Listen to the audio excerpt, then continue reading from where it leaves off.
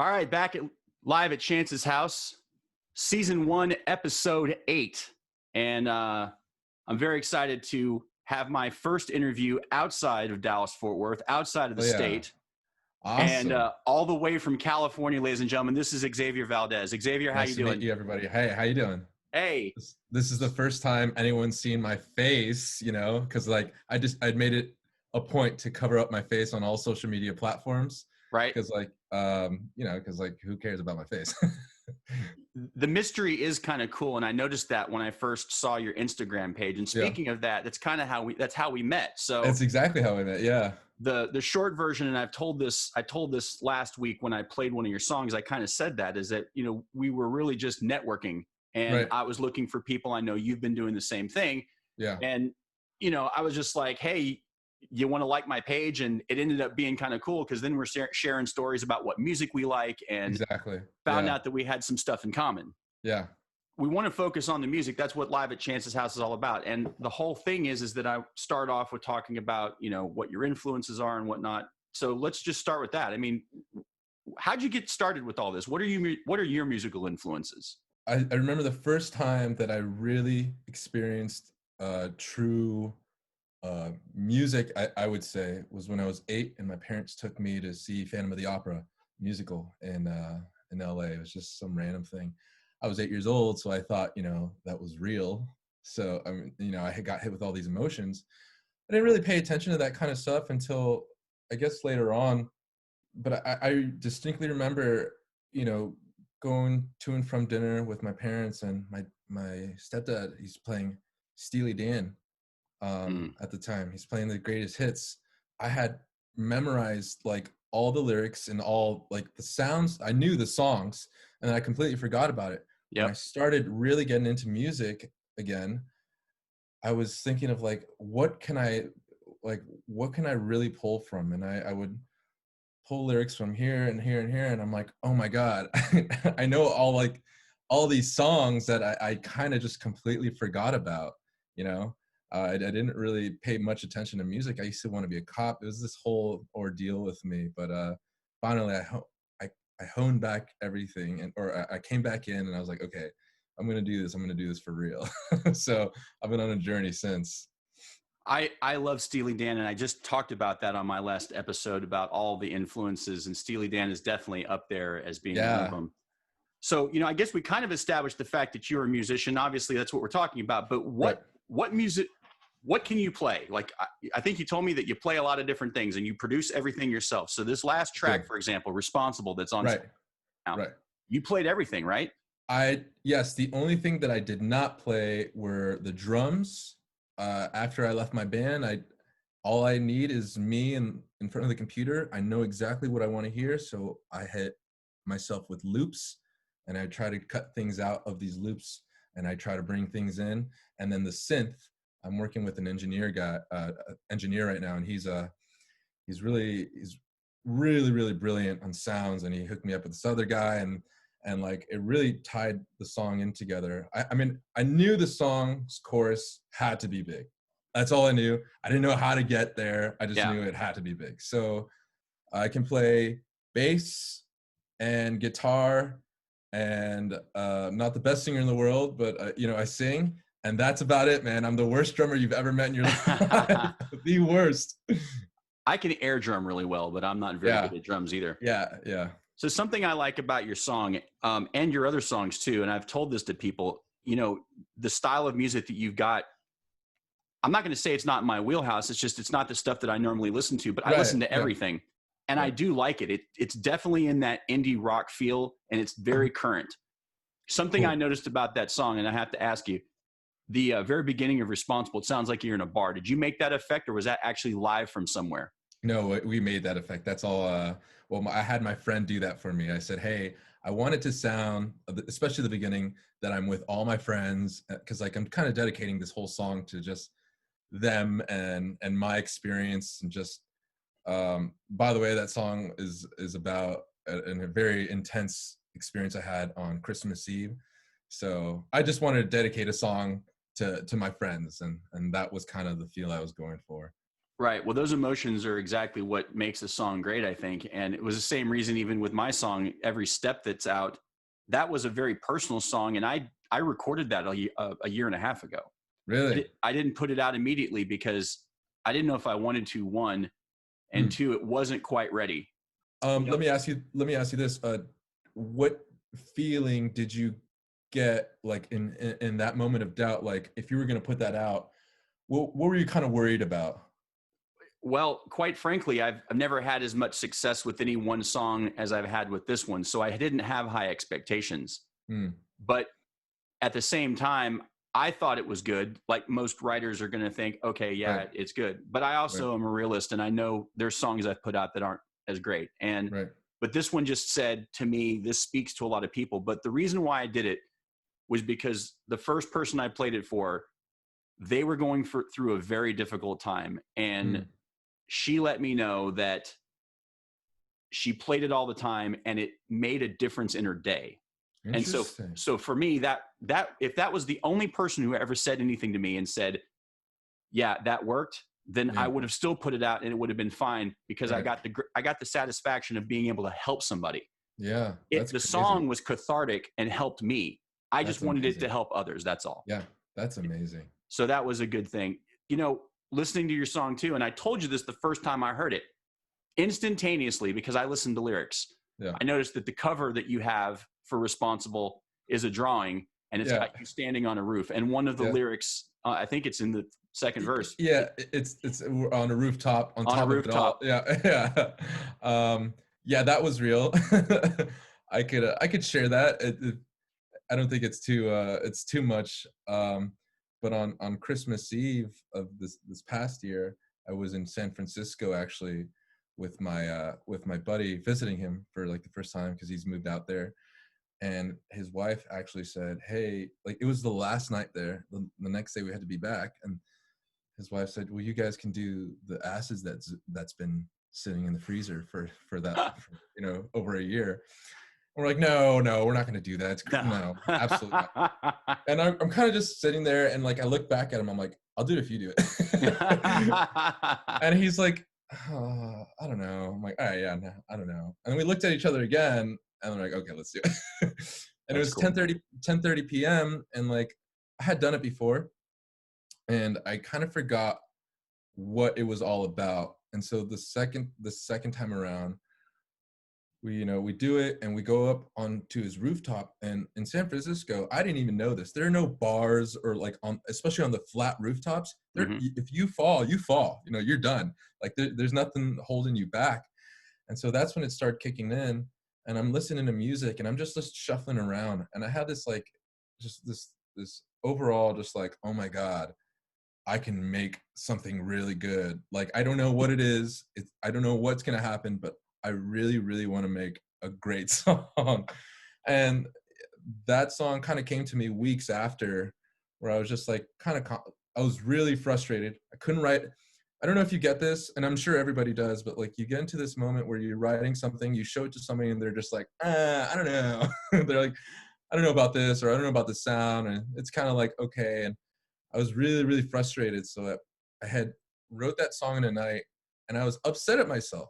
I said, this maybe isn't even that good, And then I sent it to one person. I was like, all right, this is a demo. What do you think? And that started clicking and that started clicking and that started clicking. I was like, okay. All right, well, here's something to pay attention to. How long did it take you to write it? About an hour and a half. Right. I wrote Every Step in like 15 minutes. Same thing. Right? And it seems so weird. Like the best songs are the ones that you don't labor over. Why is that? Why is it that it flows, like the best songs flow so naturally? What is it about that? I think it's the organic feeling of emotion that you have in that moment, whatever it is. And everything just kind of comes together. I mean, it's a little metaphysical. I think it's there's a lot of, karma in the air that says this is a good thing that's happening. Right. But I mean, I've got songs that I wrote 10 years ago that I'm still looking at and just staring at the page going, I'm never going to finish this thing. Yeah, I get that. I get that too. I don't really want to understand it because I think it's so cool, but it's cool when it does happen. It's really, really cool when it happens. So one of the things that we talked about was that you've got a couple of songs that are up on Spotify, other than Right. Responsible, which is the latest release. Right. And I told you that I listened to all of them, but there was definitely like while they all have a similar sound, there was definitely a difference between one versus the other couple. So The talk other to me two, about that. You said that, was it a band that you were with or a writing partner? Right. Yeah. I had a writing, right when I left my band, I started releasing my own songs. So then I was very, very insecure about my sound initially. So I had written a song called Bear, and I was collaborating with my friend, and he was the only one I had. He is he mixes, he uses Ableton, this program, the software.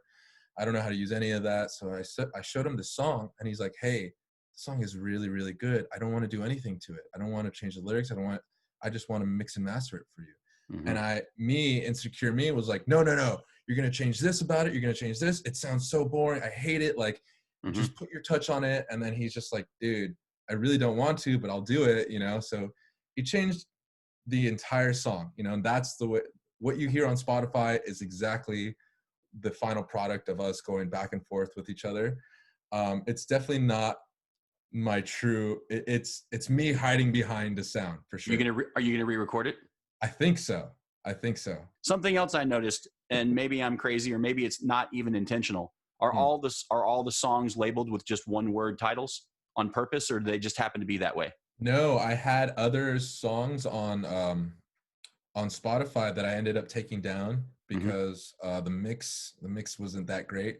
But I definitely, one thing that a lot of people should have noticed when I was doing it, or at least my friends, that I would always stick to like animal type feels for some reason. Sure. I'm like, okay, I got to get out of this thing, because like I had a song called Circus Zoo. I had a song called Bear. I was coming out with a song called Animal. I'm like, okay, I really have to like stop doing this animal shit and get into something else.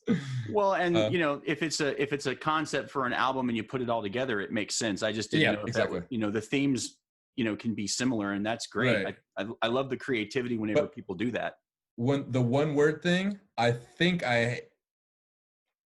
that is crazy that you mentioned that, because like I find myself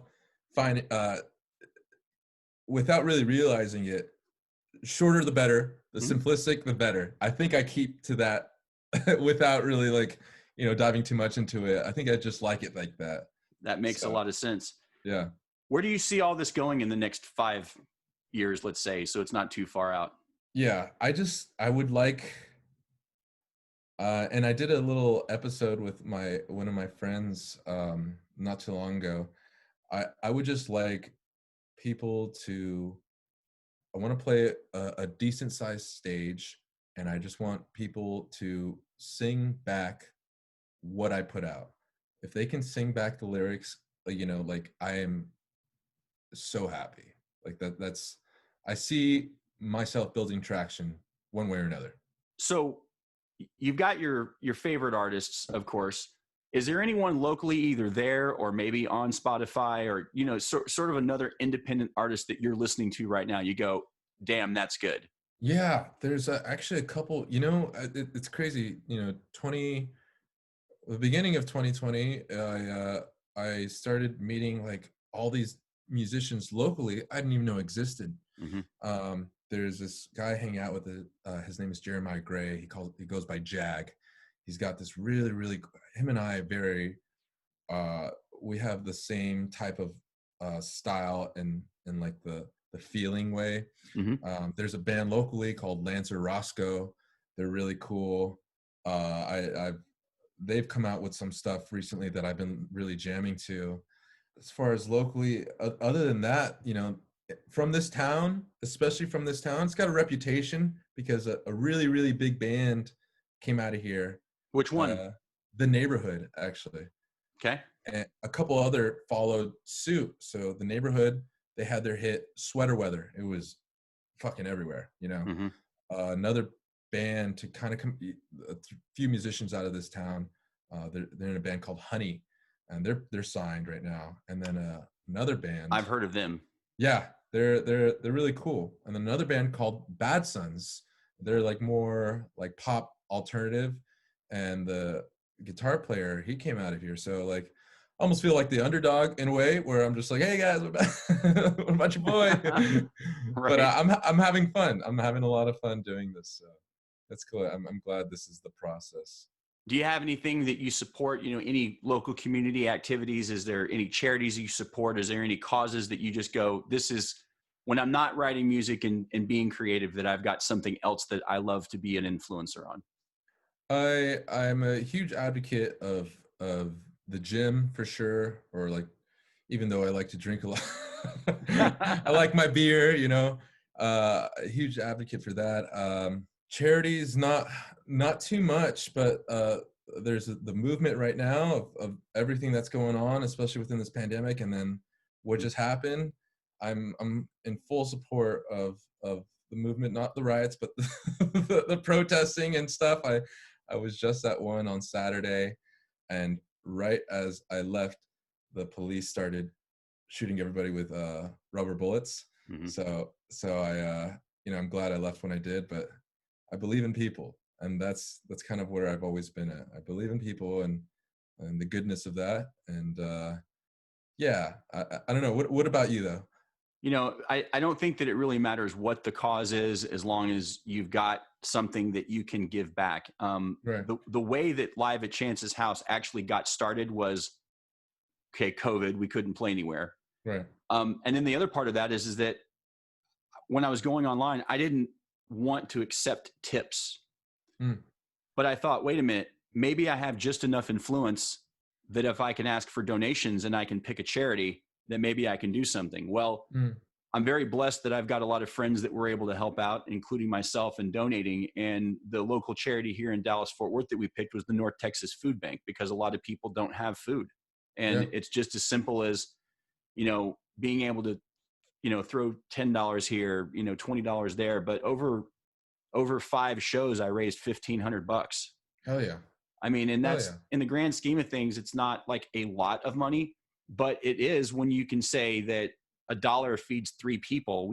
I fed almost 5,000 people. Yeah. Hell yeah. I shouldn't say I don't want to, that's not the right thing to say, but you get the point. The point Right. is that I Right. amassed enough people in my network to help support Right. our community. And that's like the best feeling in the world. All right. Well, hey, so we're going to wrap things up here, and just a couple of things I would like to know. Tell me about your social media. Tell me about your website. What do you want to promote? Let's talk about that. Okay, so social media, you can find me at Xavier V1 for Instagram, or you just type in Xavier Valdez. There's a picture of me. You can't see my face. Website is xaviervaldez.com. That is your one-stop shop to every single one of my links: Twitter, Facebook, Instagram. XavierValdez.com has your one-stop shop for everything. All links. That's awesome. Well, we'll shout that out to the world, and make sure everyone sees that. Guys, check out the latest from Xavier Valdez on Spotify. Go check out the song Responsible. I played it last week. I've played it once before. It's a great song. He's got other great songs on there as well. I want you guys to take a look at it. In the meantime, Xavier, the final word is yours. Go. What do you have to say? I really appreciate this, man. I really appreciate just how you and I met, and how, little backstory. One night I'm browsing through Instagram and you came up on my little sponsored ads. I'm like, I never ever click on anybody. I hate doing that. I'm just like, ugh. I was like, who's this guy? And then every step played. I'm like, oh, you motherfucker. You got me. You got me. I was like, this guy's cool. This guy's really cool. And so I had to reach out. I was like, this song is sick. So like, Thank you. I'm grateful for people like you who, just keeping us connected and just doing good in the world. So. Well, I appreciate that. And I'm grateful for you, just because we have a connection now. And quite frankly, even though we're, miles away, right? Yeah. Right. We've got the opportunity to continue to network, and, who knows, maybe one of these days we'll share a stage, Let's do that. One of these days we'll be able to do something. Maybe we can even collaborate on something. The way that music works nowadays, I send you a file, you send me one. Next thing you know, we got a song written. Exactly. Those are the kind of things that are really exciting, that makes me want to do this. It's not just about, oh, hey, check me out. Right. I love surrounding myself with people that are more talented than me, quite frankly, because I always get something better than me. No, Yeah. but I listen, I'm really glad that we've had a chance to connect, and this has been a great interview, and I can't wait to see the next things that you put out. And Yeah. we've got, we all have something to go out and do good. And I appreciate everything. Yeah. So the final word's been said, folks. We're going to get back to it here live at Chance's house, season 1, episode 8. This has been Xavier Valdez. Stick around.